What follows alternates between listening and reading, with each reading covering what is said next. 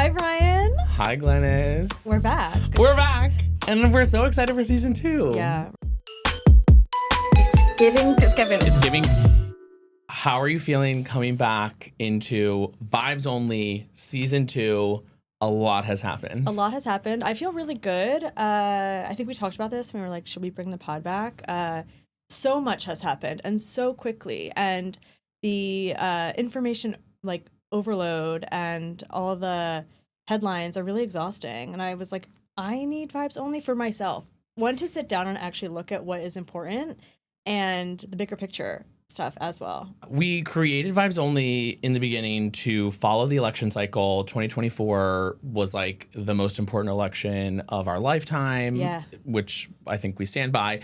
And it was a good way for us to check in week over week. We, I think, stuck pretty close to the election cycle and the news that we thought was going to be most relevant to the election in November. And did some soul searching after that about what Vibes Only was about, why it was important, and ultimately decided like in the spring to bring it back. Yeah. And new team, new look, and baby. And I think like a bit of a new mission or a new approach to how we're doing this work too. Yeah. For me, I'm thinking longer term, bigger picture, that it's not just about what headlines are driving the week, but really trying to tie that back into what are the challenges facing the country, the Democratic Party, and our basic fundamental freedoms and dignities. Yeah, it's so much. We talked a lot about Project 2025 last season because obviously it's very relevant, and it's insane to think how much of that is already done. I think people have been, as you already said, incredibly overwhelmed all year, and I'm glad that we're going to have this forum again to really focus on the things that actually matter and help people find the signal through the noise, and also approach politics with some joy, with some optimism where we can find it, and keep things focused on what's actionable and where people need to keep like their eye on the ball. Totally. Yeah. Stay focused. Tell me like about your hopes for season 2. What are you hoping is going to be different? I just hope that people can listen and every week feel like they have a grasp on what they actually need to know to move forward. Like as citizens, like we need to show up and do what we need to do to protect it. Yeah. And I feel like Vibes Only, like we can help show you that in a way that isn't like, we never want to patronize or pander. We don't know more than you. Maybe we know some more than you because we spend time to like, read, and it is our job. But like, it is still like super confusing and overwhelming, and we just want to give you some clarity and hope and motivation, honestly. Yeah, there are a lot of political podcasts out there already, and that was part of our conversation as to whether we should continue Vibes Only. But I think that what's unique here is that we're going to try to do this in a way that makes people feel good without sort of sugarcoating or lying about the state of things, but helping people engage in a way that makes them feel like they do have power where it exists, and like the future doesn't have to be as dark as Trump would like it to be. For season 2, I'm also excited about bringing on new guests. Yes. I've had some really exciting conversations. I know you have too, about the kinds of voices that we can bring into this forum. I'm talking about elected leaders. I'm talking about like some thought leaders in the space who may not be elected, some folks from the entertainment space. Culture, baby. And really getting some perspective from these people about what they're seeing, what makes them afraid, what makes them hopeful, and connecting with people on how we can all get through this moment together. Yeah, I love it.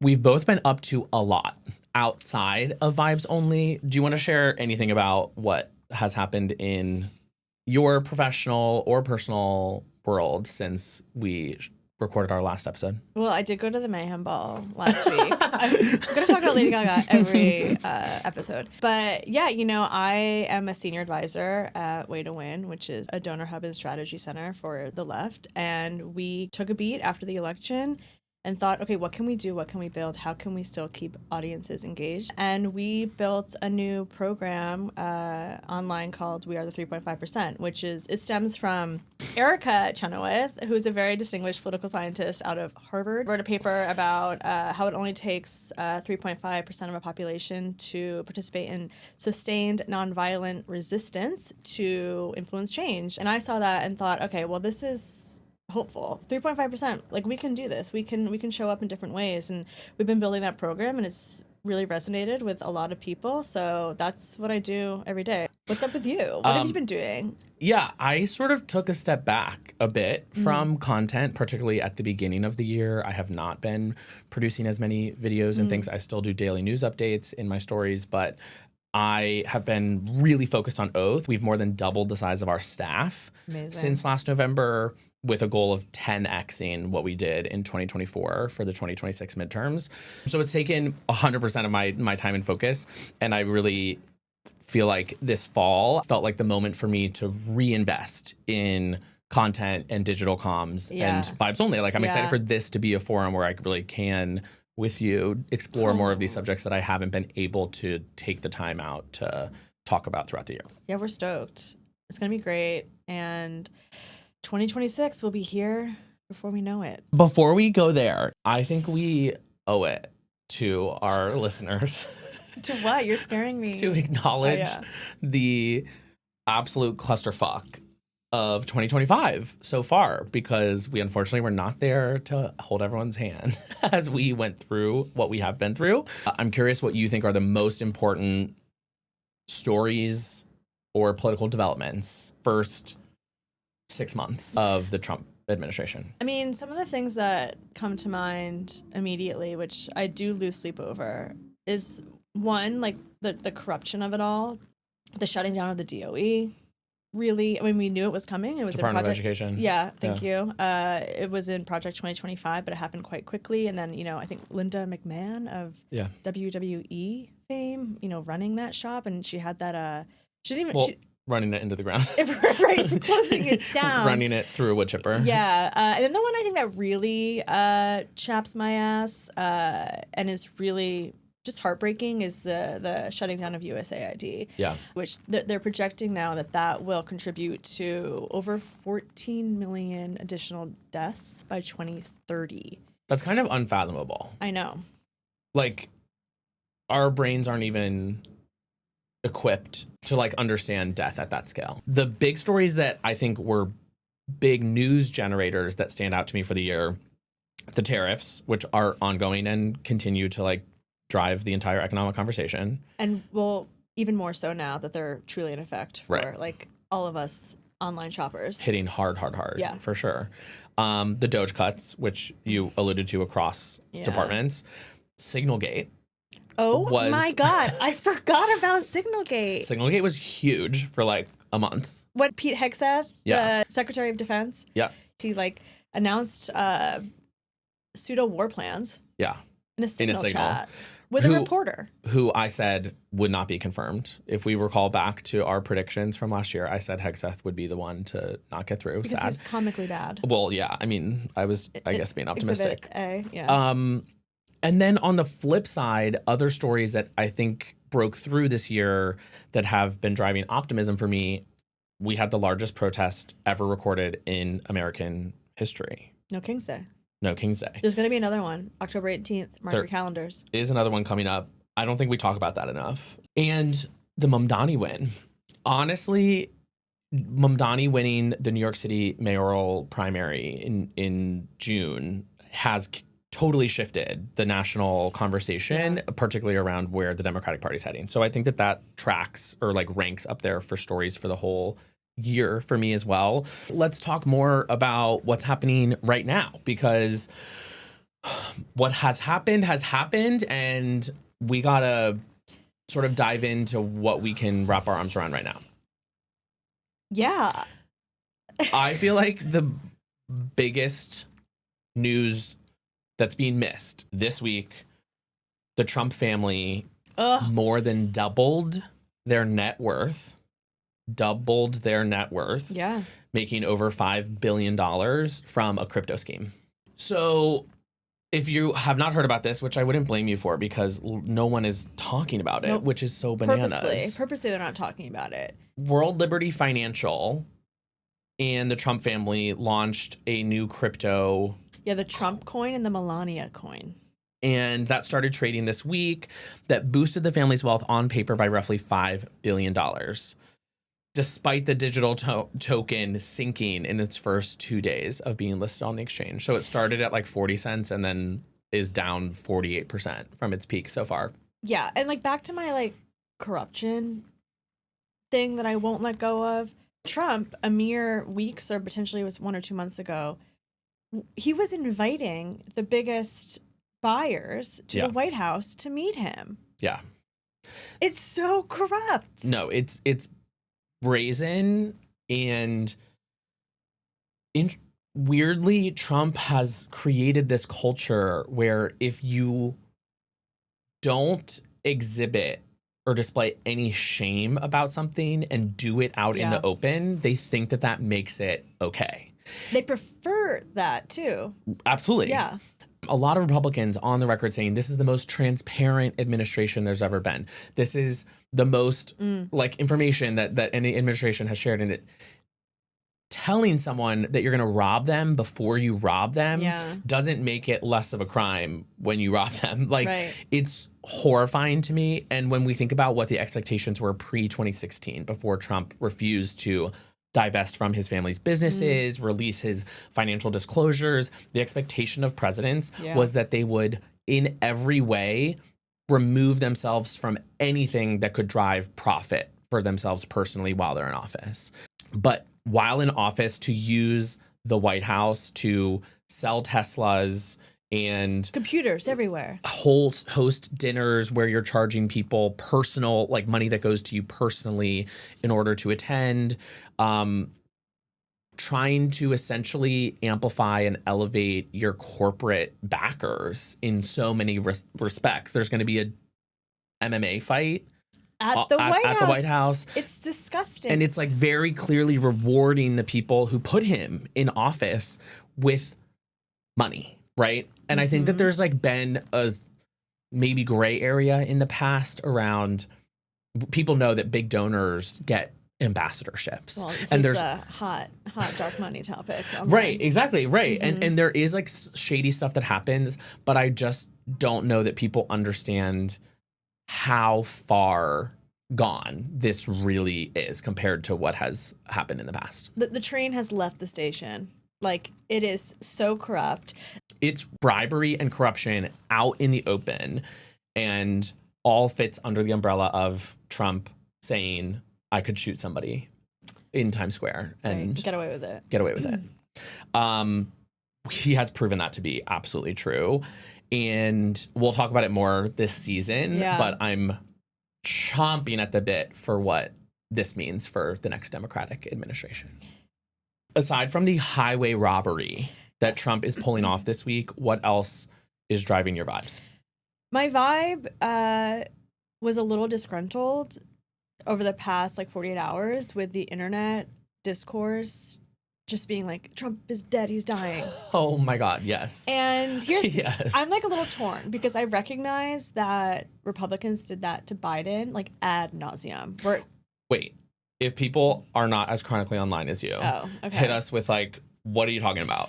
Basically, Trump he did not do a public press conference for, I think it was at like 7 days when it really ramped up. Typically, you know what your president's up to every single day. There's an official schedule. Typically, we also get their doctor reports and see if they're in good health or not. Yeah. But over the last like couple weeks, there's been like a very large hand bruise on Trump. Yep.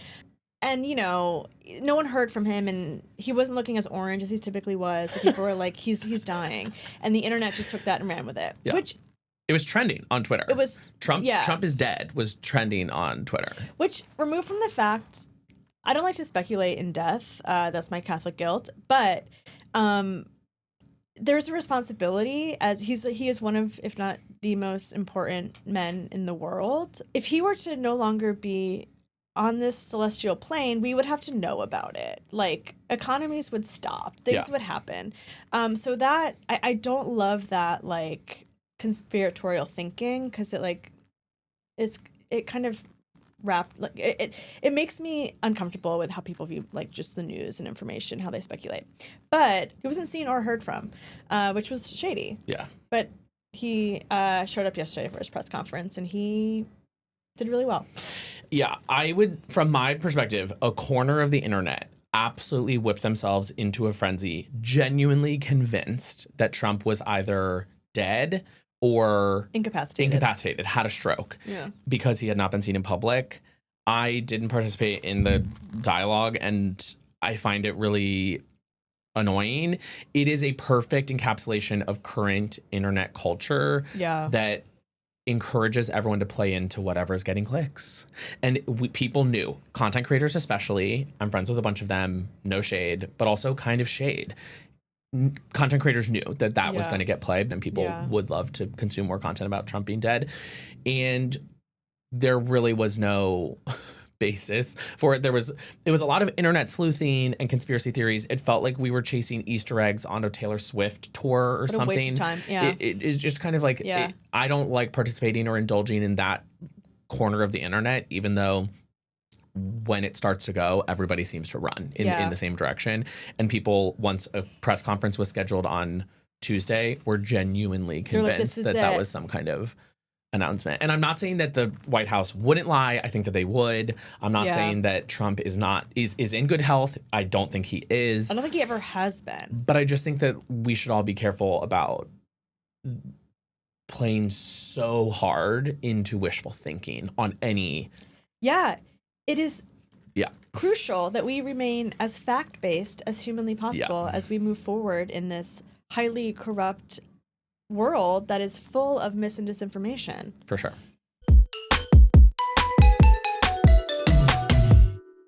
Speaking of clicks, I would love to test drive a new segment that I pitched you called Clickbait or Double Click, where we talk about top things of the week that are getting lots of clicks and try to sort through what is a distraction versus what actually matters. Vroom, vroom. Let's go. Okay. So I'm going to run through a series of like headlines-ish that you're going to tell me if it's clickbait or something to double click. I'm nervous. Don't be. I'm always easy. Nervous. You're great at this. Number 1, Gavin Newsom's all caps tweets. Clickbait. The ballroom expansion of the White House. Clickbait. The vote on releasing the Epstein files. Double click. Missile strike on a drug boat from Venezuela. Double click. The executive order trying to ban mail-in voting. Double click. The Taylor Lorenz Wired article. The epitome of clickbait. Okay. So we have Newsom tweets, ballroom expansion, and the Taylor Lorenz article getting tossed. And what do you want to double click on? I want to double click on the Epstein file vote. Okay. So if people are not following, which I wouldn't blame you for, there is currently a what's called discharge petition in Congress that essentially will force a vote in the House as to whether the administration has to release all Epstein-related files, unredacted, full set. And it's mention it all. It's a combination effort between Thomas Massie, a Republican, and Ro Khanna, a Democrat, and there need to be 6 Republicans who join all the Democrats in signing on to it in order to force the vote. And right now, as of recording, Thomas Massie has 4 Republicans signed on, including himself. He needs 2 more. And supposedly Anna Paulina Luna is joining today, which would mean 1 more Republican joins and the discharge petition will go through and there will be an official vote in the House as to whether they have to release all of the Epstein files or not. Calling 100%. If the Epstein files is something that you're passionate about, now is the exact moment that you need to be calling your members of Congress and pushing them to sign on to the discharge petition. Yeah. And this could be a huge bombshell for the Trump administration. They are actively whipping votes against the discharge petition. They're saying that this is a direct attack on Trump, which feels like kind of saying the quiet part out loud in a way. If there was nothing to hide, you'd be like, mention it all. Release the files. Right. So to confirm, if this vote happens and it passes, where we need potentially 1 to 2 more votes for it to pass, the entirety of the Epstein files will be released with no redactions. I think that the goal here is really to put Republicans on the record for whether they want the Epstein files released or not, because 2 steps have to happen. First, you need at least 218 to sign on to the discharge petition. Then that will force a vote. And so then you have to pass the vote as well. Yay or nay it. Theoretically, everyone who signs on to the petition would also vote for it. Right. But that's not always how it happens. Right. And even if it does pass the House, it would then need to go to the Senate in order to be like a binding thing for the White House. But this would force Republicans to say whether or not they think that Trump is in the Epstein files, whether or not they think that the public has a right to know what abusers are in the highest levels of power across the government and industry. Release the files. Release the files. Okay, that has been Clickbait or Double Click. Period. Okay, for those of you who listened to season 1, there's something that I said quite a bit when we would talk about things that pissed me off, which is that people need to get a grip, or insert person here needs to get a grip. So we're going to test run a new segment where each week either Brian or myself will do a little monologue, get it off our chest, who we think needs to get a grip. And we are not going to be wanting for material here. I was going to say, it's not a short list. Yeah, it is so long. And I think it really just depends on who is top of mind as we sit down and start writing it. So I'm going to go this week. So Brian, ask me who I think needs to get a grip. Glennis, who needs to get a grip? So who I think needs to get a grip this week, and probably in perpetuity, is Katie Miller. Yes, that Katie Miller. The one who is married to Stephen Miller, who, in my opinion, is perhaps one of the most evil men in America in this moment in time, and will have disastrous consequences on our country, period. This is a man who doesn't believe in habeas corpus. This is a man who was one of the architects of Project 2025, and Katie Miller, the woman who I think needs to get a grip, she launched a podcast this past week called, you guessed it, the Katie Miller Podcast, where she is platforming various conservative politicians. Her first episode was with J.D. Vance. Now, what they're trying to do here is a very strategic PR stunt to normalize and humanize these conservative policies. I think normalize Katie Miller and the Miller family for ambitions that Stephen might have. And I just think she needs to get a grip. The podcast I have listened is so boring. She has no charisma, uniqueness, nerve, or talent. Okay? And it is just really bad. And it's not just some like softball podcast. It has clear ambitions to platform people who don't have good Christian values. And I think that Katie needs to get a grip, because I'm sick of these conservatives not owning that they're bigots and horrible people who want horrible things for many Americans. And her launch video, I will say, was so cringe. She was like sitting cross-legged in a chair with high heels on. Yeah, did you see that? There just isn't any riz there. It's just like so abundantly clear what they're doing. The right is extremely good at culture and digital narratives and building different digital profiles to like get out their narrative and conservative goals and policies. And this is just another one of them. Katie, you sit at the dinner table with Stephen every night. You know what he does. You do it too. Disgusting. Agreed. Period. Thank you. Thank you for dragging the girls. We'll be back with our next Get a Grip next week. We're going to end every episode like we did in season 1, because we believe in good vibes. And we do believe in the future of our country and that we can like save it. Absolutely. I think that a lot of our good vibes these days are not about a policy that's happened or some sort of executive order or anything like that, obviously, but a lot of reasons for hope coming from people stepping up. Or down, but yeah. Yes. Or in this case, down. Very well said. Our good vibe of the week is that just this week, our very own representative here in Manhattan, Congressman Jerry Nadler, announced that he is stepping down after over 30 years in Congress. He has been in Congress longer than I have been alive, which is bananas. Yeah. And he's currently 78 years old. So retirement is next for you, sir. Rest. Thank you so much for your service. Maybe a little bit too much service, if you ask me.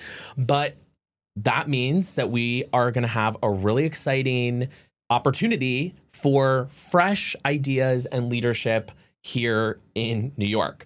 So there's a long list of electeds and community leaders who are expected to potentially run for the seat. You already have a favorite. Tell me. I do. Well, I also want to say that in his statement about stepping down, he did urge other older members of Congress to do the same, which I agree. It may have taken him too long to do it, but at least he's also saying, come on, guys, let's all leave together to allow some newbies. There are more than 25 Dems running for re-election who would be 70 or older in their next term. We're super excited that we are going to have, honestly, a crazy primary for that seat. It is one of the most prized seats in Congress because it represents most of Manhattan. Manhattan, baby. It's a lot of wealth. It's a lot of culture, talent, honestly. Talent. Sorry, guys. Vibes. Some people that are expected to run.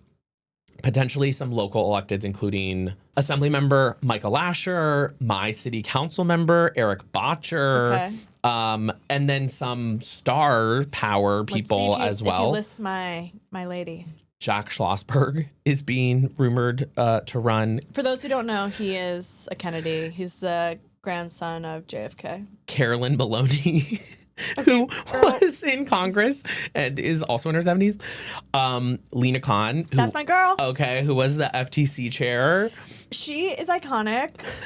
And I will, Lena, if you want someone to help with your digital, I'm here. Chelsea Clinton is apparently on the list. I think it's going to be a really wild primary. And the thing that is giving us such a good vibe is this is an opportunity for exactly what Democrats have been demanding, which is fresh ideas, new direction, new energy, and to elect a fighter.